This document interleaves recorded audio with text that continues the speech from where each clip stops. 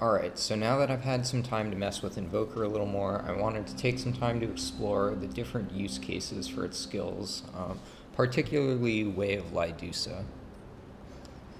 So I've been using Way of Kaeula in all of the Invoker builds I've shown so far, and that's just because it's a duration-based skill that goes on cooldown immediately after casting. Other skills like this include Ritualist Death Wish, the Handler Dog Howls, Explorer's Gold Digger, and Invoker's second skill, Way of Meidra. So going on cooldown immediately after casting allows them to reduce their own cooldowns via Invoker's Prime perk and maintain high uptime since they begin cooling down while still active. And since Way of Meidra and Way of Kaeula both give you some nice benefits while they're active, this makes them good set and forget abilities that you can just cast whenever and benefit from them constantly in basically any build. So yeah, if I cast this, Invoker's third skill, so Way of Lydusa, doesn't work this way. So as you can see, it has an active duration, and it doesn't reduce its own cooldown and nor benefit from casting other skills while it's active. This makes it much worse for looping itself, since you can't reduce its own cooldown or benefit from the Communion perk or cast of your other ability. But it is the best choice for spamming your secondary archetype skill. And that's because each time you reactivate it to detonate the Sand Devils, this triggers Invoker's Prime perk to reduce skill cooldowns. So you can reactivate the skill even if you just have one Sand Devil. So as long as we can generate a constant stream of Sand Devils, we can spam the detonation to refund our secondary archetype skill. So luckily, there are two weapons that make it extremely easy to generate Sand Devils because their mods are activating Brittle despite not being ranged or melee damage. So those are Monolith and Nebula. Monolith Sandstorm working with Way of Lydusa makes sense thematically, but Nebula Nanoswarm working with it makes no sense at all and is probably unintended. So this demonstration will be pretty exaggerated because each of the dummies hit is going to generate Sand Devils, but remember that we're just interested in reactivating the skill as frequently as possible. The number of actual Sand Devils per recast is pretty irrelevant.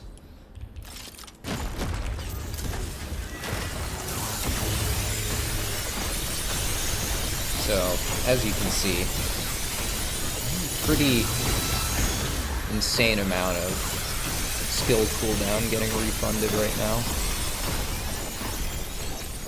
The other piece of the puzzle is finding a skill worth spamming. So, long story short, there are two main options, and I'll show a build for each.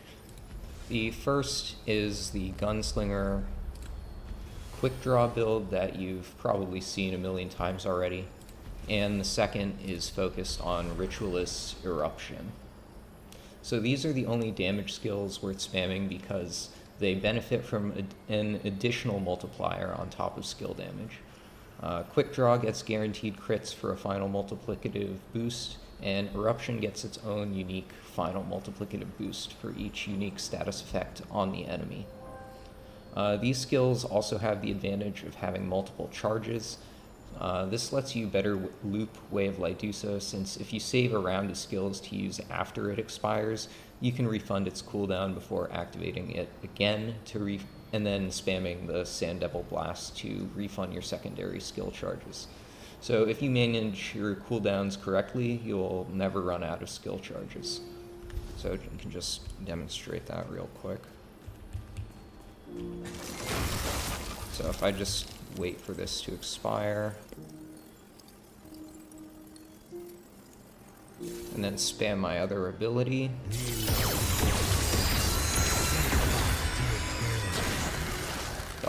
we refunded Way of Lydusa, and you get infinite casts of your other ability just by detonating Sand Devils, so it is an infinite loop.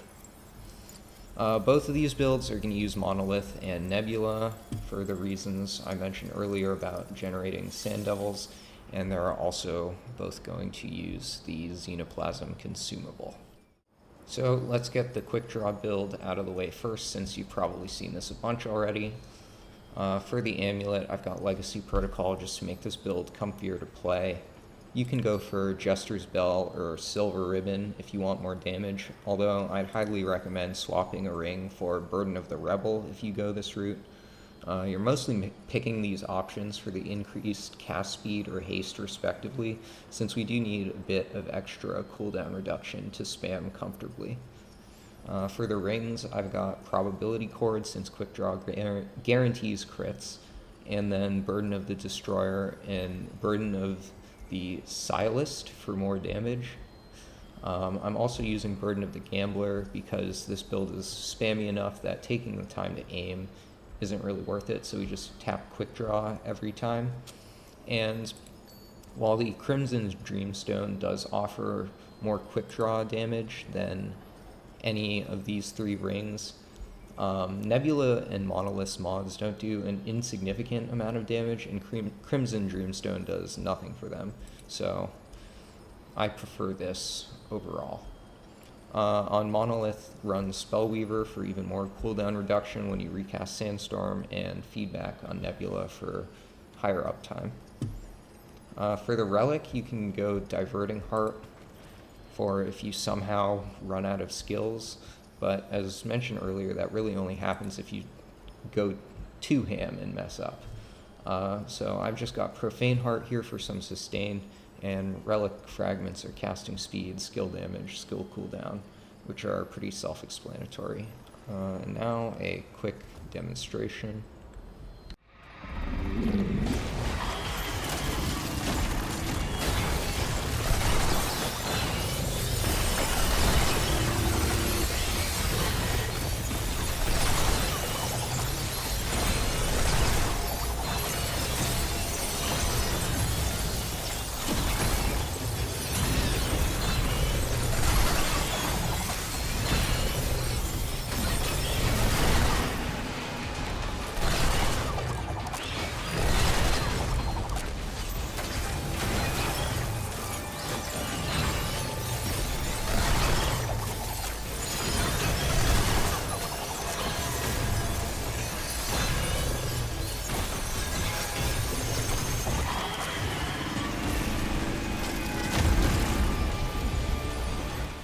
Now for the Eruption spam version, this one is a little more involved to play since you have to apply 4 status effects to maximize Eruption's damage, which does mean you need to throw a melee and shoot a gun.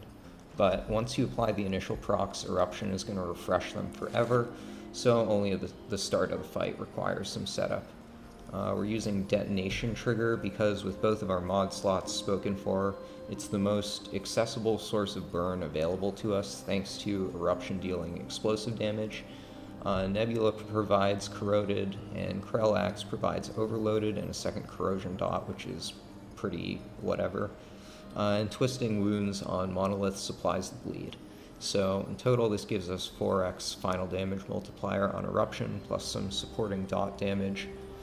And for the rings, we're using Haunted Crystal, Burden of the Destroyer, Singed Ring for more damage, and Burden of the Rebel provides the last bit of cooldown reduction we need to spam comfortably. You can swap out Singed Ring for more cooldown reduction, but I've found that needing to stop casting to dodge means that this amount generally works fine. Now a quick demo of this against a boss that can be affected by all the status effects.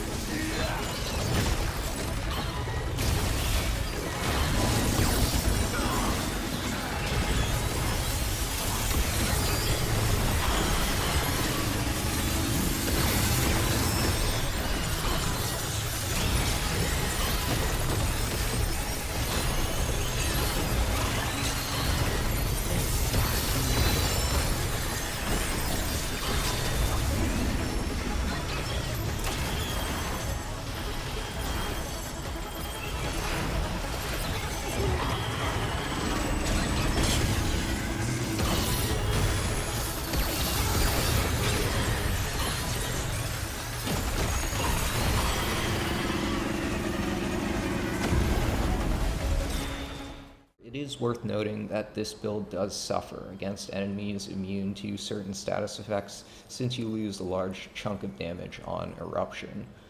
I'll have a demonstration against the bleed immune Stone Warden just to demonstrate that it still works, but the damage takes a noticeable hit. The Stone Warden also seems to get staggered by Way of Lydusa's Sandblast extremely easy. So this fight looks pretty amusing, and I'm able to spam so much that I actually run out of skills because I'm just detonating and stun locking them.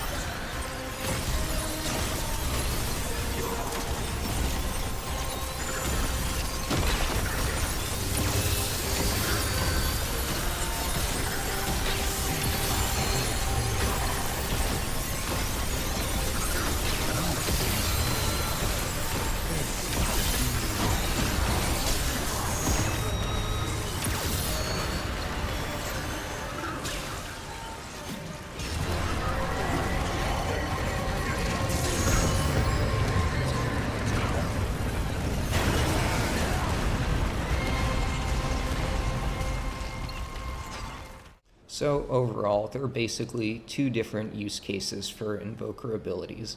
If you want a nice set and forget ability that gives you some solid benefits and a nice buff while it's active, you pick Way of Kaeula or Way of Meidra and just kind of cast them whenever.